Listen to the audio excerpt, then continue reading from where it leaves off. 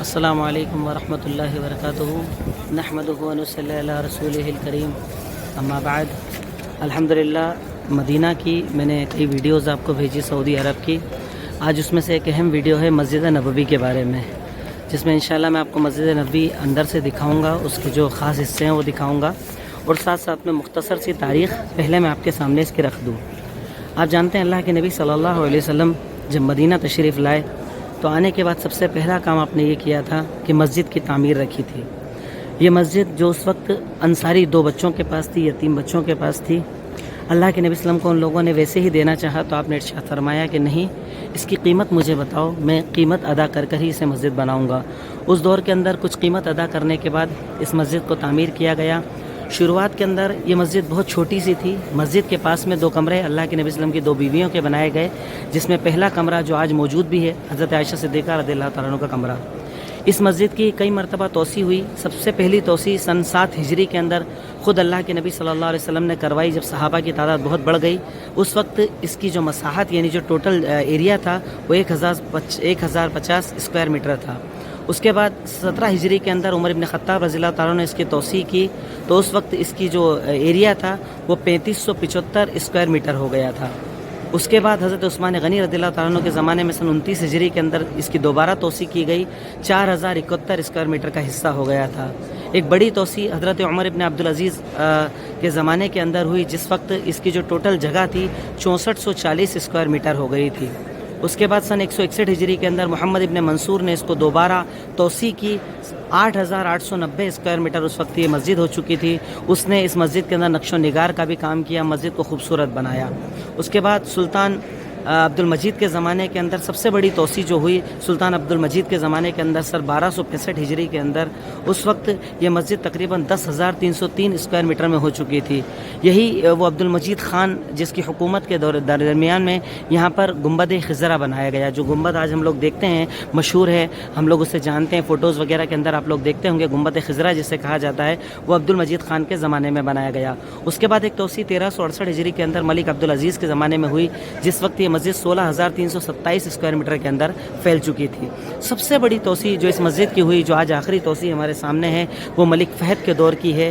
اس وقت اتنی لمبی توسیع کر کے کہ اس وقت یعنی جس وقت اللہ کے نبی صلی اللہ علیہ وسلم اس دنیا کے اندر موجود تھے، تب جب اس کی تعداد یعنی یہ جتنا بڑا پورا مدینہ تھا، آج صرف مسجد نبوی اتنی بڑی، یعنی پورا مدینہ جو ہے اس کے اندر آ چکا ہے، پورا مدینہ اس کے اندر موجود ہے. شاہ فہد کے زمانے میں جو یہ مسجد تعمیر کی گئی، اس کے اندر تقریباً 170 گنبد بنے ہوئے ہیں جو اپنی جگہ ٹھہرے رہتے ہیں، اور 27 گنبد دیکھیے آپ اوپر دیکھ سکتے ہیں، 27 گنبد اس طرح کے بنے ہوئے ہیں جو موونگ کرتے ہیں. یعنی جب مسجد کے اندر زیادہ ٹھنڈک ہو جاتی ہے تو ان کو کھول دیا جاتا ہے تاکہ باہر سے دھوپ آ سکے اور مسجد کا ماحول دوبارہ برابر ہو سکے. اس مسجد کے اندر تقریباً جو باہر میں نے سب سے سٹارٹنگ کے اندر آپ کو دکھائی 250 چھتریاں لگی ہوئی ہے، تاکہ جو حجاج جس کے اندر آتے ہیں انہیں آنے جانے میں، عبادت کرنے میں تکلیف نہ ہو. باہر کے علاقوں کے اندر کے علاقے کے اندر جو پتھر لگایا گیا ہے وہ یونانی پتھر ہے کہ اس کے اوپر جتنی دھوپ پڑتی ہے اتنا یہ ٹھنڈا ہو جاتا ہے. یہ مسجد نبوی کا نیا پورا حصہ ہے جو نئی تعمیر کی گئی. اس میں تقریباً 8 لاکھ سے زیادہ حاجی نماز پڑھ سکتے ہیں. اب میں آپ کو مسجد نبوی کے پرانے حصے کے اندر لے کر جا رہا ہوں. السلام علیکم. دیکھیے اب آپ خود اس کو دیکھ کر اندازہ لگا سکتے ہیں، باہر سے جب مسجد کو تعمیر کیا گیا تو اسے اتنا ملا دیا گیا کہ اندر باہر سے دیکھنے والے کو مسجد الگ نظر نہیں آتی، لیکن جب آپ اندر تشریف لائیں گے تو آپ کو مسجد نبوی کا یہ پرانا حصہ نظر آئے گا. جس میں خاص طور پر ایک چیز میں آپ کو بتاؤں کہ اس میں وہ دروازہ آج بھی باقی ہے جس سے حضرت ابوبکر صدیق رضی اللہ تعالیٰ عنہ انٹری کیا کرتے تھے، جسے خوخہ کہا جاتا تھا. دیکھیے وہ آج بھی آپ کے سامنے جو بورڈ نظر آ رہا ہے، اس کے اندر مسجد نبوی کی ایک خاص چیز آپ کو دکھانے لے جا رہا ہوں، جو ہے اللہ کے نبی صلی اللہ علیہ وسلم کا حجرہ، جس میں آپ آرام فرما رہے ہیں. کیونکہ آپ جانتے ہیں کہ نبیوں کے ساتھ یہ معاملہ ہوتا تھا کہ دنیا میں جہاں سے وہ رخصت ہوتے تھے اسی جگہ ان کو دفن کیا جاتا تھا. تو چونکہ قریب حضرت عائشہ صدیقہ رضی اللہ عنہ کا کمرہ تھا اور آپ اسی میں رہا کرتے تھے، تو اس لیے آپ کو وہیں پر دفن کیا گیا. اب کچھ آگے بڑھ کر میں آپ کو اس حصے میں خاص طور پر لے کر جا رہا ہوں. دیکھ رہے ہوں گے بھیڑ بہت زیادہ ہے، یہاں ویڈیو بنانا بھی بڑا مشکل کام ہوتا ہے، پھر بھی میں کوشش کر رہا ہوں تاکہ آپ لوگوں کو کچھ ایسی چیزیں دکھا سکوں جو ہمارے بہت سارے بھائی دیکھ نہیں پائے ہیں، اس لیے میں یہاں تک آپ کو لے کر آیا ہوں. دیکھیے بھیڑ جو آپ کو نظر آ رہی ہے پوری، یہ اللہ کے نبی صلی اللہ علیہ وسلم کا حجرہ ہے. آپ کے حجرے اور یہ سامنے دیکھیے یہ ممبر نظر آ رہا ہے، ممبر اور آپ کا حجرہ، اس کے درمیان کا جو حصہ ہے اسے ریاض الجنہ کہا جاتا ہے.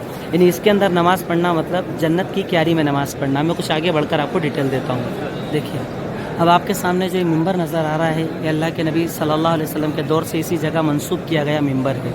یہ ممبر اس دور میں 3 سیڑھیوں پر تھا، دوسری سیڑھی پر آپ پیر رکھتے تھے، تیسری پر آپ بیٹھتے تھے۔ حضرت ابوبکر صدیق جب آئے تو وہ اس کے نیچے یعنی دوسری سیڑھی پر بیٹھا کرتے تھے اور پہلی سیڑھی پر پیر رکھتے تھے، اور ان کے بعد جب عمر بن خطاب آئے تو انہوں نے پہلی سیڑھی پر بیٹھنا شروع کیا اور زمین پر پیر، یعنی خطبے کے وقت کھڑے ہوتے تھے، باقی نیچے بیٹھ جاتے تھے۔ اس کے بعد ایک مرتبہ مسجد نبوی میں جب آگ لگی تو یہ ممبر پورا ختم ہو گیا تھا، دوبارہ جب اسے بنایا گیا کافی سالوں پہلے تب اس میں 7 سیڑھیاں کر دی گئی، لیکن آج بھی خطبے کے لیے پہلی سیڑھی پر بیٹھ کر پہلی سیڑھی پر کھڑے ہو کر خطبہ دیا جاتا ہے۔ ایک اور جو ممبر آپ کو نظر آ رہا ہے محراب، نماز پڑھانے کی جگہ، یہ بنو عثمانیہ کے زمانے کی ہے، بنو عثمانیہ کی خلافت کے اندر اس کو بنایا گیا تھا۔ اور ایک محراب جو ایکسٹرا الگ نظر آ رہا ہے ممبر کے پاس میں، وہاں سے اللہ کے نبی صلی اللہ علیہ وسلم نماز پڑھایا کرتے تھے، اور یہ بیچ کا حصہ ریاض الجنہ کا پورا حصہ ہے۔ یہ وہ ممبر جہاں سے اللہ کے نبی صلی اللہ علیہ وسلم نماز پڑھاتے تھے، یہ محراب۔ اس پرانے حصے کی خاصیت آپ دیکھتے چلیں کہ دیکھیے اوپر گنبد جو آپ کو نظر آ رہے ہیں ان پر قرآن کی آیتیں لکھی ہوئی ہیں، الگ الگ ڈیزائنز بنی ہوئی ہے، لیکن اس پرانے حصے کو یعنی بہت پرانے دور سے یہ حصہ اسی طرح باقی ہے۔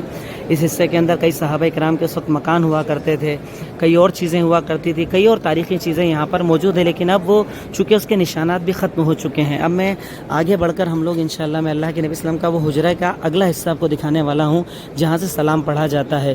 یہ کمرے کے بارے میں آپ جانتے ہیں کہ یہ کمرہ حضرت عائشہ صدیقہ رضی اللہ عنہا کا جب یہ کمرہ تھا اس کے اندر اللہ کے نبی صلی اللہ علیہ وسلم کو دفن کیا گیا، حضرت عائشہ صدیقہ وہیں رہا کرتی تھی۔ پھر حضرت ابوبکر صدیق رضی اللہ عنہ کا انتقال ہوا تو انہوں نے اجازت چاہی کہ میں اپنے ساتھی کے ساتھ دفن ہونا چاہتا ہوں، تو ان کو بھی وہیں دفن کر دیا گیا۔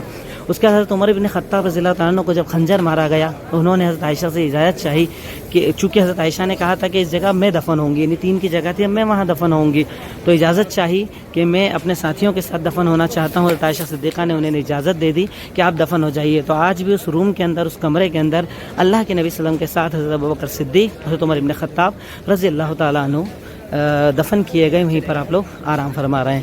اب میں اس جگہ لے کر جا رہا ہوں، چونکہ یہاں پر بہت زیادہ آواز نہیں کی جاتی، اب ہم سلام جہاں سے پڑھا جاتا ہے اس جگہ پر آپ کو لے کر جا رہا ہوں۔ السلام علیکم۔ ابھی ہم اس جگہ ہیں جو اللہ کے نبی صلی اللہ علیہ وسلم کا کمرہ ہے، اس میں پہلے آپ وسلم کیا ہے، پھر اس کے بعد ابوبکر صدیق، اس کے بعد عمر بن خطاب۔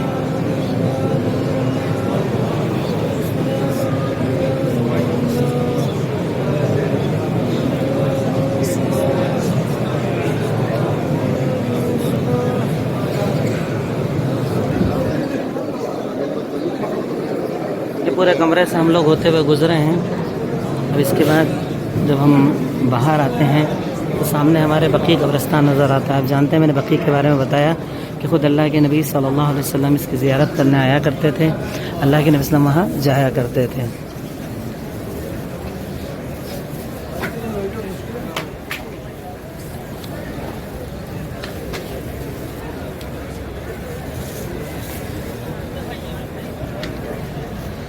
دیکھیے میں نے کوشش کی، چونکہ یہ مدینہ ہے، مدینۃ الرسول صلی اللہ علیہ وسلم، جس کی بہت ساری فضیلتیں ہیں کہ یہاں کے لوگوں کے بارے میں آپ حسد کپٹ نہیں رکھ سکتے، یہاں کے لوگوں کے بارے میں برائی رکھنے والوں کو اللہ ظاہر کر دیتا ہے۔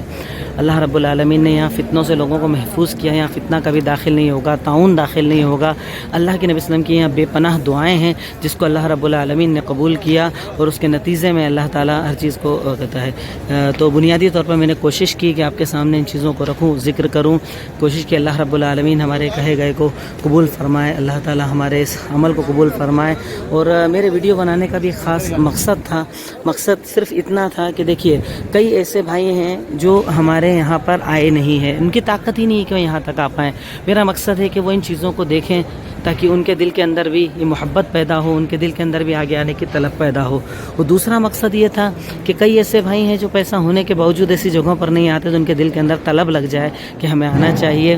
اخیر میں نے کئی ویڈیوز اپنے سفر کے اندر، عمرے کے سفر میں بھیجی، ایک چھوٹی سی ویڈیو بھی اور باقی ہے آنا۔